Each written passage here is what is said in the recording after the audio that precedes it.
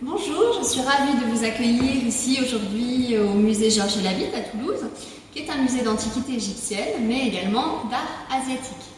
Et justement, je me propose de vous faire découvrir une partie d'une vitrine de la collection chinoise du musée. Cette vitrine, elle est ici, juste devant la fenêtre qui ouvre la perspective sur le jardin exotique du musée. Et cette vitrine, elle présente la collection de porcelaine monochrome de Chine. Qu'est-ce que c'est que les porcelaines monochromes? Monochrome, ça veut dire tout simplement qu'elles sont réalisées d'une seule couleur. Et vous voyez justement qu'on a travaillé les couleurs de façon à ce qu'elles soient profondes, particulièrement riches, unies, ou au contraire très nuancées, mouchetées, etc. Et la porcelaine, eh bien, c'est une technique de travail de la terre pour réaliser par exemple des vases. Cette technique, elle était très longtemps inconnue en Occident. On pensait que c'était une magie chinoise que cette porcelaine. En fait, il s'agit tout simplement d'utiliser une terre, une argile particulière qui est le kaola, auquel on ajoute notamment du feldspath, un minéraux. Et il faut cuire les pièces obtenues, les vases modelés autour avec cette argile, à une température assez forte, puisqu'on va jusqu'à 1500 degrés. Et puis on inclut des décors, etc., bien évidemment. Tout l'art, évidemment, de l'artisan est de maîtriser la cuisson. Comme quand on fait un gâteau, le gâteau est différent au moment où on le met au four, quand on le sort du four. Donc il ne faut pas que ce soit brûlé, il ne faut pas que ça aille craquer, exploser, etc. Donc c'est particulièrement délicat. Et ici on voit ces formes très simples, très épurées, qui sont impressionnantes pour la cuisson délicate de la porcelaine. Alors ces formes, elles nous semblent très simples et très modernes. Il faut savoir que la plupart des pièces de cette vitrine, elles datent de ce qu'on appelle la période Qing, c'est-à-dire 1644-1911 en Chine. Les Qing, c'est la dernière dynastie impériale qui a régné en Chine.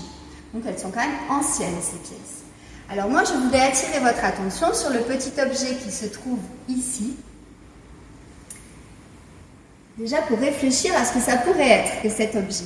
Généralement, quand je pose la question en visite, on me répond qu'il s'agit soit d'un objet pour décorer ou peigner les cheveux, ou d'un objet qui permettrait peut-être de se gratter le dos, par exemple. Alors, vous devinez peut-être que c'est pas ça. C'est un objet en fait lié à l'écriture, plus exactement à cet art chinois que l'on appelle la calligraphie. C'est l'art qui permet de maîtriser non seulement le tracé des lettres, mais également leur disposition dans la page, dans le support, etc. C'est un art qui était maîtrisé par les lettrés.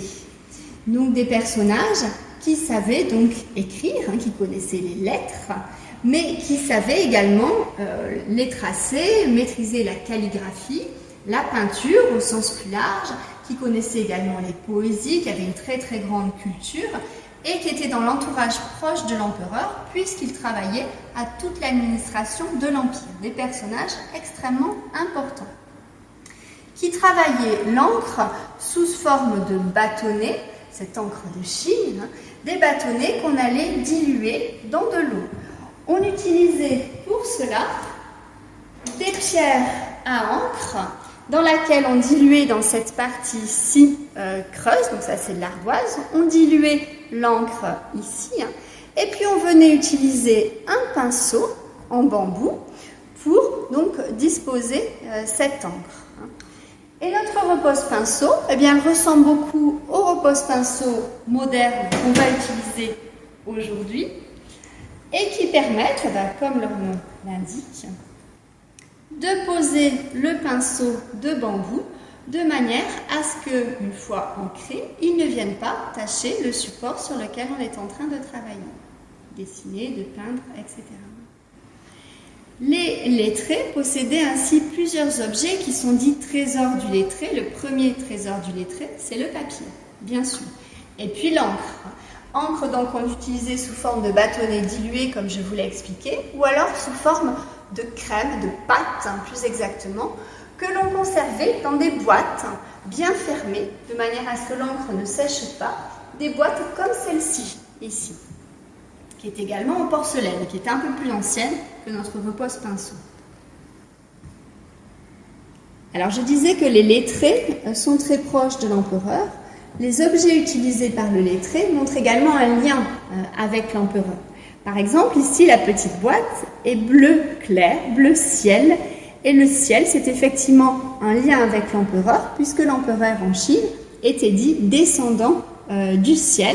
Et d'ailleurs, la boîte dessous porte le nom d'un empereur.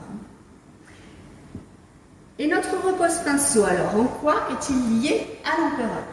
Eh bien, de par sa forme, qui est quand même très particulière. Elle est pratique, certes, pour poser le pinceau comme on l'a vu, mais elle est également très jolie. On voit des pics qui sont au nombre de 5. Alors 5, c'est un chiffre très important en Chine. Et ces pics, elles représentent des montagnes. Et il se trouve qu'on a 5 montagnes sacrées en Chine. La montagne, c'est également un symbole très puissant. La montagne, c'est ce qui soutient le ciel, qui permet à tout, finalement, de tenir. Et la montagne, elle fait également le lien entre la terre et le ciel. La montagne, c'est le motif privilégié de peinture de paysage en Chine. On ne dit pas peinture de paysage, on dit peinture de montagne et d'eau en Chine. Donc c'est vraiment un élément extrêmement important. Et qui est lié également à l'empereur, puisque l'empereur a le même rôle que la montagne. C'est lui qui soutient les choses, qui tient la stabilité de l'empire, et c'est lui qui fait le lien entre la terre et le ciel. Ces 5 pics, elles peuvent également représenter des griffes. Vous voyez, elles sont un petit peu recourbées. Ces griffes, ce sont les griffes d'un animal fantastique et qui est très connu dans toute l'Asie et qui vient de Chine, c'est le dragon, qui aurait été inventé par un empereur chinois. Et on dit que le dragon chinois est le seul à avoir 5 griffes. C'est le dragon même impérial chinois qui a 5 griffes.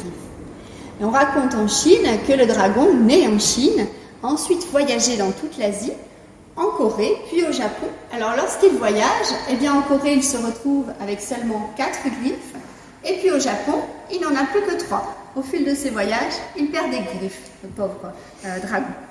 C'est la légende, l'histoire. Donc voilà un petit objet de céramique, de porcelaine chinoise, qui nous raconte beaucoup de la culture chinoise et de cette technique qu'est la porcelaine. J'espère que ça vous aura permis de découvrir des choses. Cette petite visite vous aura plu, que vous en suivrez d'autres puisqu'on a d'autres rendez-vous derrière l'écran et puis que vous reviendrez au musée, bien sûr, dès que ce sera possible. À bientôt.